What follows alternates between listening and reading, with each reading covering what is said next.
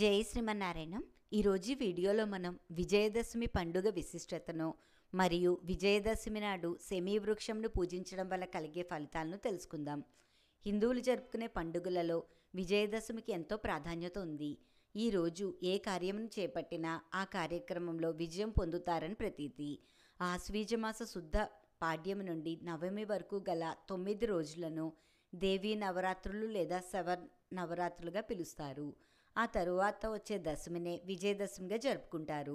ఆశ్వీజ దశమి విజయదశమిగా జరుపుకోవడానికి గల కారణం తెలుసుకుందాం.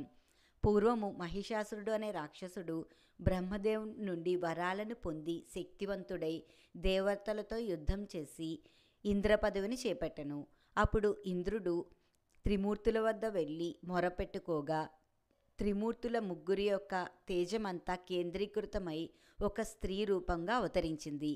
ఇలా అవతరించిన జగన్మాత దుర్గాదేవిగా 18 బాహువులను కలిగి ఒక్కొక్క బాహువులో ఒక్కొక్క ఆయుధంను కలిగి ఉంది.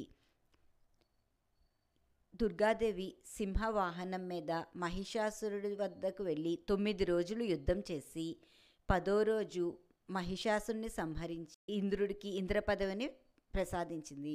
అందుచేత ఇంద్రుడు దేవతలు ఎంతో సంతోషించి ఆ దశమి నాడు విజయదశమిగా జరుపుకున్నారు.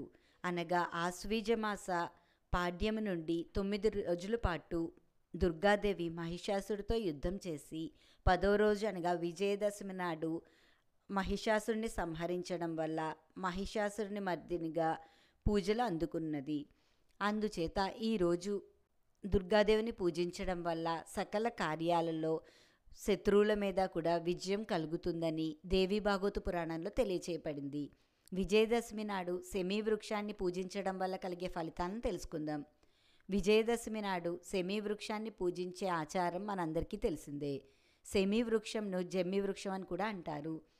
విజయదశమి నాడు సంధ్యా సమయానికి ముందు శమీ వృక్షం వద్ద ఒక శ్లోకమును పఠించి పూజ చేయడం వల్ల విశేష ఫలితాలు కలుగుతాయని దేవీ భాగవత పురాణంలో తెలియచేయబడింది. శ్లోకం ఇప్పుడు తెలుసుకుందాం.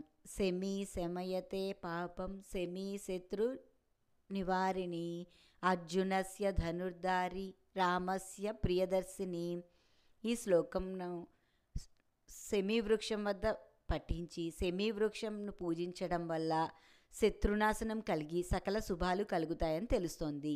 శమీ వృక్షం అనేది పాపాలను పోగొట్టేది, శత్రువులను నాశనం చేసేది, అర్జునుడి బాణాలను కలిగి ఉన్నది, శ్రీరామునకు ప్రియమైనది అని ఈ శ్లోకానికి అర్థం.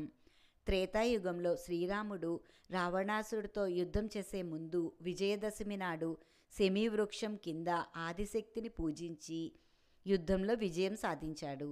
ద్వాపర యుగంలో అర్జునుడు వనవాసమైన తరువాత అజ్ఞాతవాసంకి వెళ్లే ముందు తమ ఆయుధాలన్నిటినీ ఒక వస్త్రంలో చుట్టి శమీ వృక్షం మీద ఉంచి అజ్ఞాతవాసంకు వెళ్ళి సంవత్సరం పూర్తి అయిన తరువాత తిరిగి వచ్చి ఆ వృక్షం వద్ద అపరాజితాదేవిని పూజించి కౌరవులతో యుద్ధం చేసి యుద్ధంలో విజయం సాధించెను. అందుచేత శమీ వృక్షం యొక్క పూజకి అంతటి ప్రాధాన్యత ఉంది. అంతేకాకుండా శమీ వృక్షం యొక్క ప్రాధాన్యతను ఋగ్వేదంలో కూడా తెలియజేశారు. శమీ వృక్షంలో అనేక రకాల ఔషధ గుణాలు కలిగి ఉండడం వల్ల అనేక రకాల అనారోగ్య సమస్యలు కూడా తొలగిపోతాయని తెలియచేయబడింది.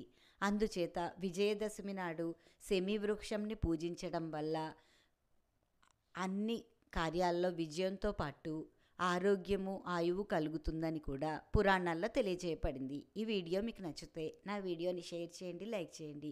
ఇలాంటి ఆధ్యాత్మిక వీడియోలు, భాగవత పురాణ కథలు, శ్రీ వైష్ణవ 108 దివ్యదేశాల యొక్క స్థల పురాణం మహత్యం చూడాలంటే దయచేసి నా ఛానల్ని సబ్స్క్రైబ్ చేయండి. ఈశ్వరి గుడిమెట్ల. జై శ్రీమన్నారాయణ.